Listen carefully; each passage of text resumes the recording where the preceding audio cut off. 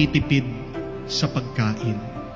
Magtipid ka na sa lahat ng bagay, wag lang sa pagkain. Bakit? Kasi ang pagkain lang ang magbibigay ng lakas sa iyo.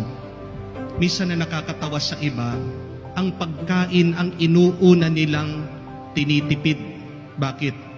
Dahil meron silang ibang inuuna na pinaggagastusan. Luho, bisyo, lakwatsa, para meron lang maipakita sa Facebook, para merong ipagmalaki sa mga kapitbahay at kaibigan. Tinitiis na magutom para mabili, makuha yung hilig. Pero umpisa lang na makikita mong masaya sila. Pagkatapos nilang magmayabang, miserable ang mga yan. Mas masaya ang mga taong busog